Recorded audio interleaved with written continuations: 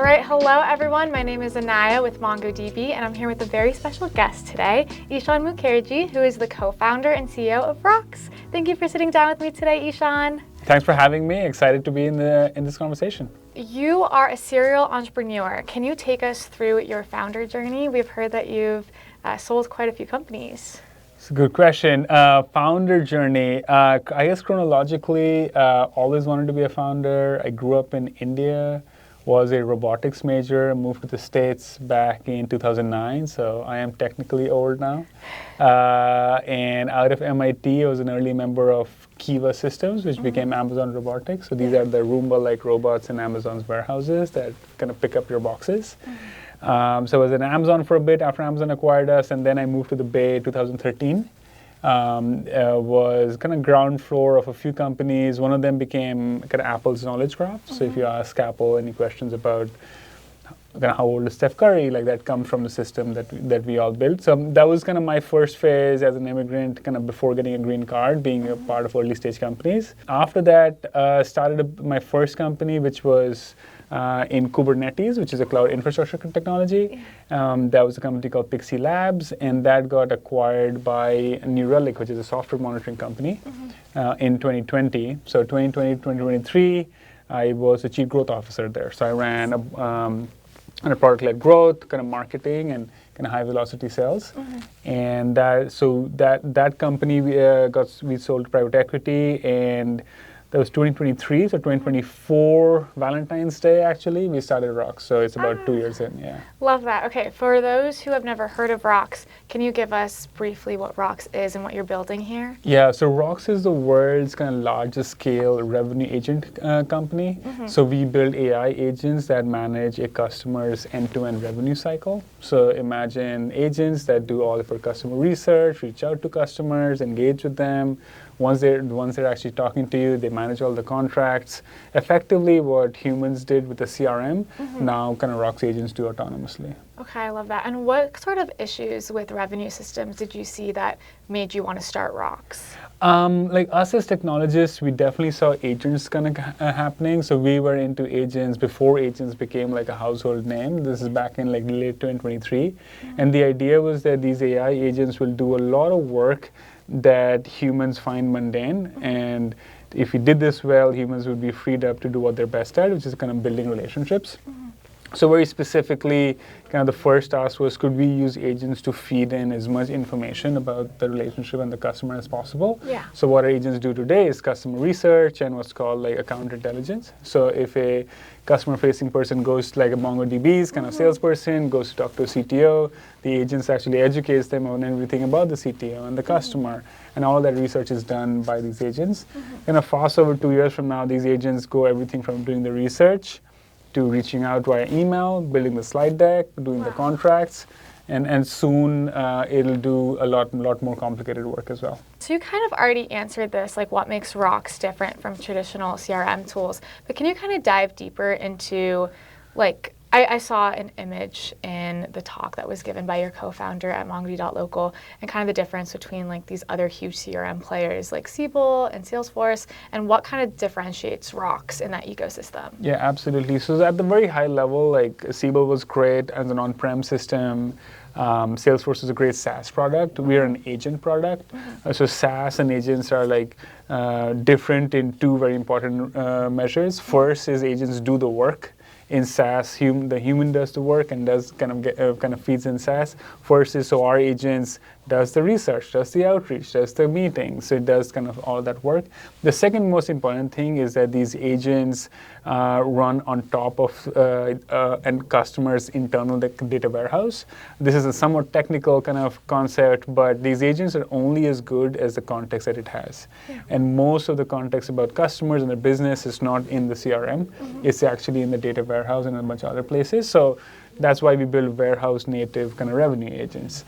We'll obviously kind of go more into it. So to get to those two kind of product outcomes, you have to design things which are architecturally different, and that's where Mongo comes in as well. Okay, that's the main difference. Okay, so that really brings me to my next question, more MongoDB oriented. Yeah. What did your technical architecture look like when you first started Rox versus what it looks like now? Yeah, it's a great question. So because we bet on building agents and then building warehouse native agents much before like the kind of world caught up, so like we started to design the system in kind of 2023. The architecture that we have right now is very much like similar to what we had thought of from a data layer, but the agent architecture has definitely evolved as the world of agents have evolved. Yeah. So if you look at Rox today, like imagine Rox as a 3-layered cake. At the very bottom layer is our context system. Context system is getting all the data in one place, creating a knowledge graph, and then having kind of governance on top. Yeah. And that's the context system. On top of that sits what is we kind of pioneered the concept of agent swarms. So basically an orchestration system where thousands, maybe millions of pre-built agents kind of talk to each other to get the work done. And the kind of the icing or the topping on the cake are the applications. So we have a web app, we have a mobile app. We can also go into ChatGPT or Copilot or Slack. That's the 3 architectures. So today, where it's a good jumping off point to Mongo is the context system is something that we really build in an enterprise-grade manner. And a lot of what the context that we deal with is unstructured context. Emails, transcripts, call logs, notes, news, and these types of data points were traditionally not managed well with CRMs. Yeah. Today, they are managed well with systems like Rox, where kind of document stores like Mongo come in. Yeah, that makes sense. And then I know that you were on DynamoDB previously and you recently migrated over to MongoDB. Can you tell us a little bit about why that was? Yeah, I think the journey to kind of build these design systems are a combination of being very opinionated about the design, but somewhat flexible about the partners and technologies that you use to kind of leverage that. So we partnered with AWS very early. So Sriram, our CTO and co-founder, and myself, both are from Amazon, so we had our bias there. So when we started up the system, we used DynamoDB as kind of our document store for a lot of the unstructured data. As we kind of hit to scale, like late last year, we got to a point where kind of MongoDB had kind of features and characteristics that actually like allows us to kind of scale even faster. Yeah. And that's kind of what we made the decision. And today, like it is now a fast-growing part of the one massive kind of data kind of feed that feeds into a knowledge graph. I love that. From a high level, which parts of Rox's platform are built on MongoDB? So our core kind of document store, which kind of manages all of the unstructured kind of data sources. So think emails, transcripts, call logs, notes, are kind of managed through MongoDB. Okay, I love that. And after your migration to MongoDB, what benefits has it given your engineering team? It's a great question. So MongoDB, obviously on both kind of scalability, but also like kind of from a kind of access and API level, is both more scalable, but also some of the security kind of measures that it provides is actually quite enterprise grade. Okay, love that. We're going to move on to a little bit more like infra related questions. So as companies adopt AI, what data infrastructure really becomes essential to their developer processes? Great. I think we think that AI and kind of actually specifically agents that drive outcomes is a game of context. That is where most of the enterprise value lands. Obviously, the frontier kind of models built by the big labs are amazing, but in some way, like the Geminis, Anthropics, so the Claudes and the kind of GPTs of the world are available to everybody. So the game is how do you aggregate all this information, activate it, and make it basically agent ready. And that's where most of the innovation that we've kind of driven comes from, and that's where Mongo comes in as well. So my view is as more and more folks build their own agents or kind of buy pre-built agents like Rox, a lot of the kind of effort is going to be using systems like MongoDB to aggregate kind of unstructured data and kind of any data actually, and then activate it and make it agent ready. Okay, love that. How does the right data architecture accelerate developer innovation? I think like there's always like pretty kind of technical and philosophical conversations people might have about which technology to use. I think there's 2 phases to adopting technologies. One is something that you can use to move really fast, and then there's a kind of conversation about what you should use to scale. Essentially, the 0 to 1 and the 1 to scale. I think the 0 to 1 phase is about picking technologies that are extremely developer friendly.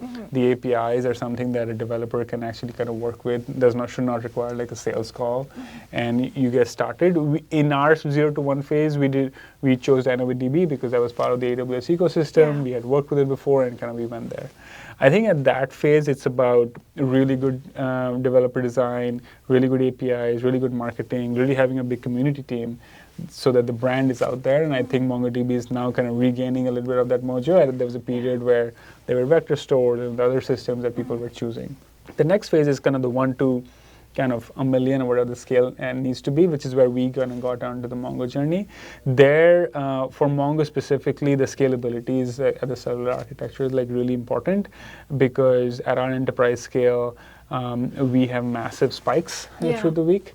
And then second is the ability for kind of the other services to actually query, like having like very fast kind of responsive query.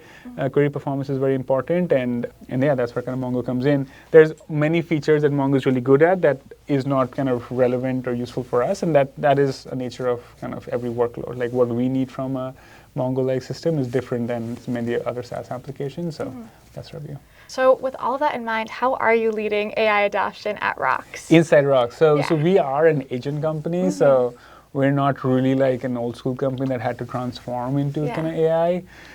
So I think everybody uses kind of AI. Is probably like second nature to most of us. I think every engineer can use any AI tools as much as they want. We don't really like control and manage it. I think we have Cursor, Cognition, Cloud Code, obviously, and all of them. And the more people use, the better it is. But it does depend on the kind of where are you on the stack. So folks closer to the platform layer and the agent foundation systems, they're not vibe coding that. Like, I think there's a lot of like thought that goes in. But then on the design side or the different product engineering side, there's also a lot of exploration that's happening. So that's on the kind of engineering side. I think product design, field engineering, like there's heavy use of kind of AI technologies. Obviously, we run the whole business on Rox. We have no other piece of software. So we use Rox as our CRM, as our kind of customer-facing tool chain, but also our general like workflow system. So that's probably like heavily used. And outside of that, I think Claude is definitely growing a lot. And I try to make sure get people use Rox, but Claude's great. Yeah. And in one sentence, what is your prediction for the future of AI after agents? After agents, that's a good question. I think we're close enough to say that we have no clue where the world will be 6 months from now. So I think what I can say is what is probably like the fuzzy kind of long-term view, and then what we can do in the immediate term. I think the long-term view, at least in our context, we do think we work in the prosumer or the kind of B2B world, not the consumer world. We do think every business and team in the world will be dramatically more productive tomorrow than they were yesterday. And we believe like the best folks, the best engineers, the best marketers, the best kind of salespeople will be 2 to 5x times more productive. And then the rest have to actually like reskill themselves and kind of aspire to be the best. It's just that's something that is happening and will get accelerated. On the midterm, the world's just moving too fast. It's hard to predict. In the short term, kind of our view is that just pedal downhill. Like we don't have monthly plans. We have weekly plans, and we execute daily. Kind of along the same lines, for founders out there who are building AI applications today, what is one of your biggest pieces of advice? Great question. I think the biggest piece is to be very opinionated about the architecture and the context system and be extremely iterative on the product and the experience level. At least that's something that we organically kind of took the approach of. It's worked out for us in there's obviously pros and cons to that journey. It's not for everybody, but I think that's the only way to like navigate this insane kind of transformation or super cycle we're going through. Okay, now we're ready for our lightning round. Let's do it. So first question is one word to describe the future of sales. Supercharged. Oh, I like that one. That is not one that I thought of. Okay, that's awesome. Second question, most underrated part of building AI products. The adrenaline rush, yeah. Perfect. And then best city for founders right now? Oh, no question, San Francisco. Amazing. Thank you so much for being here today, Ishan. And absolutely, thanks for having me. Of course. Yeah. And for welcoming us into the Rox office. This was amazing. Thank you for having me.